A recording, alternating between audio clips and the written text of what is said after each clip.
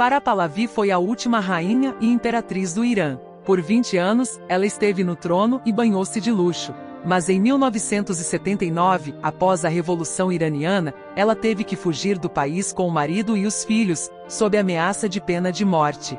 Desde então, sua vida mudou completamente. Onde ela está agora? E como ela está 44 anos depois? A história de vida de Farah Pahlavi é muito fascinante, pois é cheia de reviravoltas inesperadas e muitos acontecimentos diferentes, alegres e tristes. Em geral, sua vida pode ser dividida em duas grandes partes. Durante os primeiros 40 anos, ela viveu em sua terra natal, o Irã. Depois, ela teve que se estabelecer no exterior porque era perigoso para ela voltar para casa. Ela teve que suportar perdas significativas, enfrentar dificuldades e aprender a viver novamente. É por isso que a história dela é tão interessante. Farah Diba não nasceu em uma família real, seus parentes não tinham sangue real e provavelmente nem sonhavam em se relacionar com o imperador. Porém, sua história está longe de ser como o conto de fadas da Cinderela. A família de Farah Diba era rica e nobre. No final do século XIX, seu avô era diplomata servindo como embaixador persa na corte Romanov em São Petersburgo, Rússia. Seu pai era oficial das Forças Armadas Imperiais Iranianas. Porém, a família passou por dificuldades financeiras após a morte do pai. Nestas circunstâncias, deixaram a grande casa da sua família a norte de Teherão e instalaram-se num pequeno apartamento. Deve-se admitir que, na década de 50, o Irã era um estado razoavelmente progressista no que diz respeito aos direitos e à educação das mulheres. Muitos estudantes iranianos, incluindo mulheres, poderiam estudar no estrangeiro utilizando fundos do fundo estatal. Farah Diba foi uma das meninas que foi estudar em Paris. Ela foi educada pela primeira vez na escola francesa Jeanne d'Arc até os 16 anos e mais tarde no Lycée Razi. A menina também estudou arquitetura na École Spéciale d'Architecture de Paris. Na juventude, também foi atleta e capitã do time de basquete. Naquela época, o Shah iraniano Mohammad Reza Pahlavi visitava frequentemente países estrangeiros e encontrava-se com estudantes iranianos que estudavam com recursos públicos. Em 1959, o Shah visitou Paris e encontrou-se com estudantes na embaixada iraniana. Entre os estudantes estava Farah Diba, de 21 anos. O Shah era 20 anos mais velho que ela e já havia tido 2 casamentos mal-sucedidos. Sua primeira esposa, a princesa Fauzia do Egito, deu à luz uma filha, mas eles se divorciaram devido a diferenças pessoais. A segunda esposa, a rainha Soraya, não podia ter filhos, então tiveram que se separar porque o país precisava de herdeiros homens. É por isso que em 1959, Shah Mohammad Reza Pahlavi, de 40 anos, procurava uma nova esposa. É claro que sua escolhida deveria ser, antes de tudo, jovem e saudável para dar à luz herdeiros. Farah foi perfeita para esse papel. Ela era linda, educada, de boa família. O romance entre o estudante e o Shah iraniano desenvolveu-se rapidamente. No verão de 1959, ela retornou a Teherã. Em novembro, eles anunciaram o noivado. Em 20 de dezembro do mesmo ano, aconteceu seu luxuoso casamento. Este evento foi amplamente coberto pela imprensa mundial. A noiva estava chique com um vestido desenhado por Yves Saint Laurent, então estilista da casa Dior. A tiara de casamento foi encomendada ao famoso joalheiro norte-americano Harry Winston. Continha 325 diamantes e pesava 2 quilos ou 4,4 libras. O noivo estava vestido com um tradicional uniforme militar. A diferença significativa de idade era visível. Ao mesmo tempo, todos compreenderam que o sucesso desta união dependia apenas de Farah Diba poder dar à luz herdeiros do sexo masculino. O rei não iria se casar com uma princesa. Ele não estava cedendo à convenção de casamentos arranjados entre famílias de sangue real. Não, ele se apaixonou por uma garotinha iraniana, e como nos contos de fadas, iria seguir seu coração, escreveu Farah Pahlavi em suas memórias, muitos anos depois. Um ano após o casamento, a nova rainha do Irã deu à luz um filho, o príncipe Reza Pahlavi. Que felicidade foi! O primeiro filho acabou sendo um menino. 3 anos depois, nasceu sua filha, a princesa Farnaz Pahlavi. Então apareceu o segundo menino, o príncipe Ali Reza Pahlavi. Em março de 1970, o casal deu as boas-vindas ao quarto filho, a princesa Leila Pahlavi.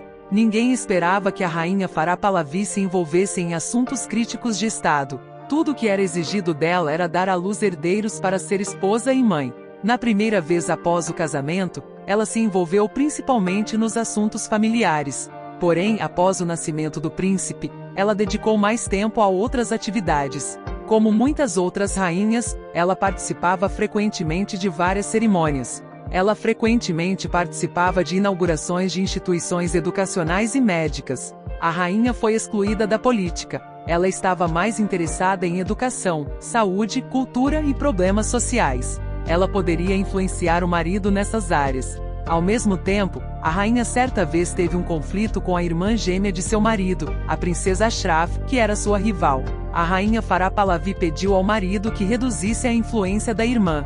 Gradualmente, Farah Pahlavi tornou-se uma das figuras mais proeminentes do governo imperial. Ela estava envolvida em trabalho humanitário e patrocinou 24 organizações de educação, medicina e cultura.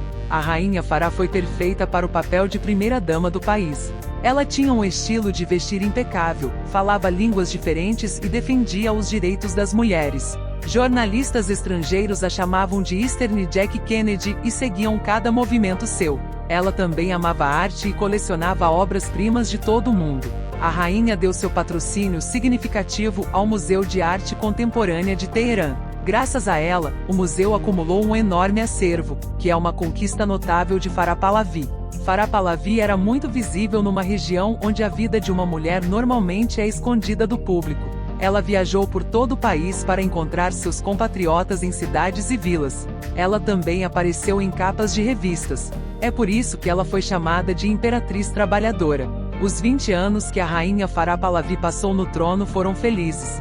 O marido e a mulher se adoravam e aos 4 filhos. Eles também viviam no luxo. Em 1967, o Shah proclamou-se imperador ou rei dos reis e sua esposa, imperatriz. A luxuosa cerimônia de coroação ocorreu em um palácio em Teherã. O Shah nomeou oficialmente sua esposa regente se ele morresse ou ficasse incapacitado antes do 21º aniversário do príncipe herdeiro.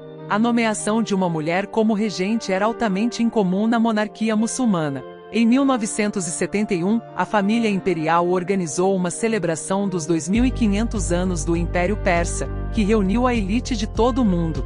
Foi uma celebração incrível, cujo objetivo era mostrar a força e a riqueza da monarquia iraniana. No entanto, este acontecimento causou grande descontentamento entre os residentes comuns do país, que estavam altamente insatisfeitos com o desperdício do imperador. Gradualmente, o descontentamento cresceu no Irã e levou a uma revolução em 1979. O Shah do Irã, a sua esposa, filhos e outros membros da família tiveram de ir para o estrangeiro. O Shah do Irã e a sua família tiveram de vaguear pelo mundo durante muito tempo, enquanto o novo governo revolucionário do Irã ordenava sua extradição, prisão e execução. Um ano após o seu exílio, o Shah iraniano deposto Mohammed Reza Pahlavi morreu de doença e foi enterrado no Egito. Sua esposa e filhos refugiaram-se nos Estados Unidos. Desde então, uma nova vida começou para Farah Pahlavi. Acostumada a viver no palácio e a receber honras em seu país natal, tornou-se uma mulher comum no exterior. No entanto, ela continuou a ser respeitada. A ex-rainha continua a ser convidada de honra em eventos reais importantes. Ela também está ativamente envolvida em caridade. Em 2001, Farah Pahlavi perdeu a filha mais nova. A princesa Leila foi encontrada morta em um hotel em Londres. Seu sangue mostrava níveis elevados das drogas das quais ela dependia. A princesa Leila foi enterrada ao lado da avó em Paris. Após a morte da filha, Farah Pahlavi se estabeleceu em Potomac, Maryland, perto de Washington, para ficar mais perto do filho e dos netos. Em 2011, seu filho mais novo, Ali Reza Pahlavi, suicidou-se em Boston. É difícil imaginar a dor que é para uma mãe enterrar seus filhos. No entanto, ela teve que sobreviver a esse golpe também.